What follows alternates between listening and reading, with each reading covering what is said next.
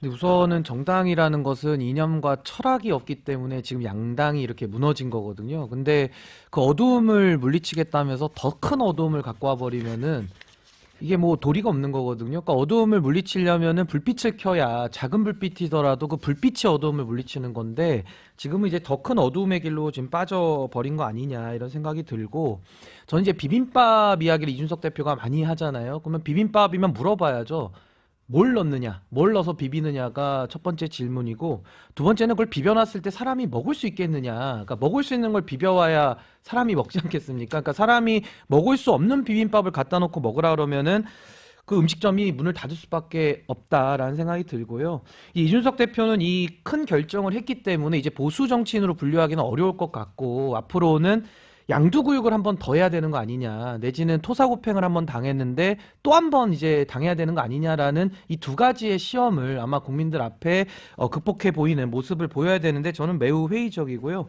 이 개혁신당이라는 이름을 쓰기로 했고 뭐 오렌지색을 갖다 쓴다는데 이 오렌지색이 안철수 의원이 국민의당 할 때 썼던 색이거든요. 그래서 전 이준석 대표가 안철수의 길을 지금 그대로 답습해서 따라가고 있기 때문에 이 개혁신당이 이야기를 하는 그 개혁, 그럼 뭘 개혁할 것인지에 대한 합의는 있는지 일단 여기에 대한 국민들이 의구심이 있을 거고 신당이면은 새로워야 되는데 인물도 올드하고 방법도 구태적인 방법을 그대로 갖다 썼기 때문에 신당이란 이름도 이건 뭐 말장난 아니냐라는 생각이 들고 마지막으로 정당이라고 하면은 이념과 같이 철학을 가지고 해도 이 소선거구제하에서 삼지대에 나와가지고 버티기 힘들거든요.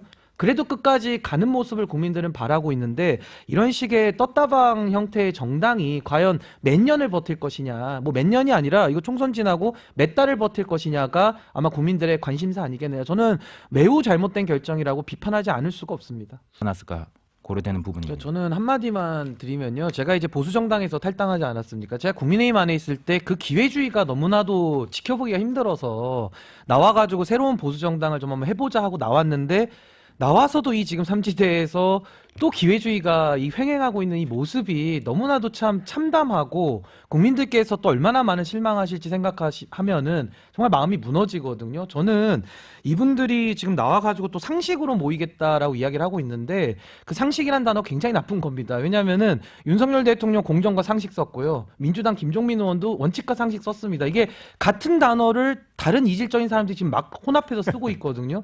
게다가 뭐 DJP 연대 같은 걸까지 예를 드시면서 정당화를 하시던데 그 DJP 연대는 이인재 씨가 분화해가지고 어부치리로 이긴 것이지 연합해서 이긴 게 아니거든요. 그리고 얼마나 지금 이 합당에 대한 정당성을 스스로 설명해내지 못하면은 25년 전에 그 구태 야합이라는 이합 집산을 가져와서 지금 본인들을 정당하고 있는 것인지 저는 이 인터뷰를 아침에도 그 합당하신 분들 이야기 들어보면서 참 기가 막히고 국민들의 그 기대와 열망을 짓밟았다라는 것이 저는 참 국민들의 마음에 많은 큰 상처를 준 합당이다 저는 이렇게 봅니다.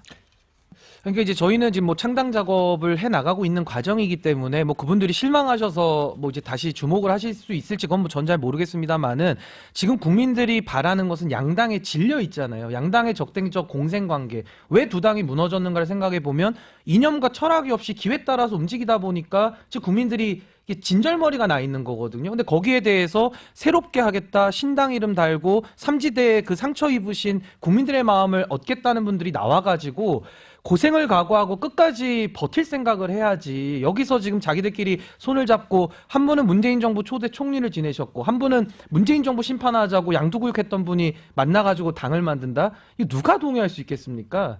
저는 이준석 대표의 결정, 이낙연 대표의 결정은 역사에 남을 오판이다. 저렇게 봅니다. 근데 뭐 지금 뭐 정의당도 그렇고 지금 다들 정당들이 자기 살 길 찾으려고 굉장히 혼란스럽고 혼탁스러운 상황이거든요. 저는 이 잡탕에 대해서 한 말씀만 전 아까 드리려던 것이 결국에는 지금 기준과 원칙 없이 정치하다 보니까 이 정치가 무너진 건데 또 새롭게 하겠다면서 또 원칙과 기준을 다 뒤섞어 버리니까 이게 지금 서로 잘하기 경쟁을 하자고 정치 변화를 바라시는데 더 못하게 경쟁으로 또 가고 있거든요. 그러니까 여기에 대한 저는 문제 제기를 하는 것이고 그런 식으로 서로 섞어가지고 하다 보니까 지금도 한 당 안에서 공동체제가 난무하고 있어요. 공동대표 또 공동정책위의장 이런 식으로 공동으로 하다가 언제까지 이 정당을 유지할 수 있겠습니까? 그러니까 국민들이 이제는 정치인들보다 더 한 수 위에서 다 내려다보시기 때문에 이제는 정치인들이 국민들을 속이기 매우 어렵다 이 말씀 하나 드리고요. 제가 아까 이준석 대표 얘기 하나만 더 드리면은 그동안에도 너무 말장난을 많이 해왔어요. 그러니까 쉽게 말해서 자강하겠다, 이낙연 대표랑 같이 못 가겠다, 심지어 윤핵관스럽다는 얘기까지 했거든요. 근데 갑자기 아무런 설명 없이 손을 하루아침에 잡습니다. 그럼 국민의힘에 있는 윤핵관하고는 함께 못해서 나갔고 민주당인데 윤핵관스러운 사람하고는 이제 다시 새로운 당 꾸려서 할 수 있습니까? 제 논리적인 좌뇌우뇌를 다 써가지고 아무리 이해하려 해도 이건 이해가 안 되거든요. 그러니까 저는 뭐 정의당이나 뭐 다른 데도 뭐 더 이야기할 것도 없이 이번 총선은 저는 최악의 총선이 될 것이다. 저기 생각합니다. 저는 최근에 윤석열 대통령 그 신년 인사 그걸 이제 노래 뮤지컬 식으로 했잖아요. 그거 얼마나 자기적이고 그 감동을 짜내는 정말 촌스럽다라고 국민들이 다 좀 혹평을 많이 하시거든요. 근데 거기에 대해서 사실은 지금 한동훈 위원장이 이렇게 뭐 연탄을 뭐 묻히는 이런 인위적인 행위를 했다 그래도 그게 국민들이 다 보고 평가를 하시거든요. 근데 굳이 그거를 민영배 의원이 뭐 검댕쇼라 이래가지고 오히려 한동훈 위원장을 이렇게 띄워주는 것이 저는 참 민영배 의원은 민주당의 진짜 엑스맨 아니냐라는 생각이 좀 들 수밖에 없는 거고요. 또 지금 과거 총선들 이렇게 상기해 보시면은 2012년도에는 무상 복지에 대한 논란이 크게 쟁점으로 있었고요.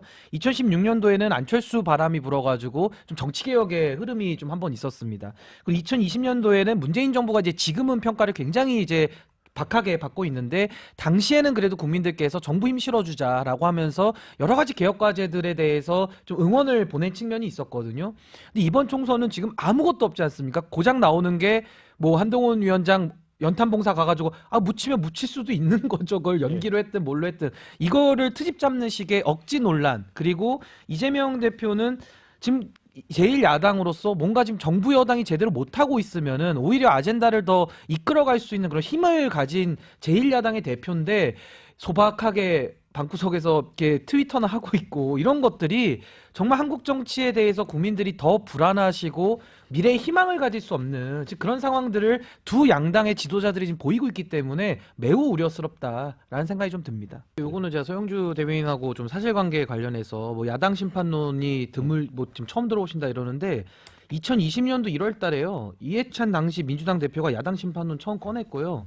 그때 고민정 청와대 대변인도 야당 심판이 맞는지 정권 심판이 맞는지는 국민들이 판단해 주실 거다 이런 입장을 낸 적이 있거든요. 그래서 당시에도 제 기억에 그때 이제 황교안 대표 체제에 야당이 너무 못했죠. 문재인 정부 시절에 야당이 심판을 받았어요. 야당 심판론이 들어 맞아가지고요. 그러니까 이번에도 사실 뭐 저도 야당 심판이라는 개념이 생소하긴 한데 이게 2020년도부터는 지금 계속되어 오고 있는 이 한국 사회의 양당 불신 속에서 이루어지고 있는 흐름이기 때문에 전 이번에는 민주당도 그 심판 대상 위에 좀 엄연히 올라와 있다 저기 생각합니다.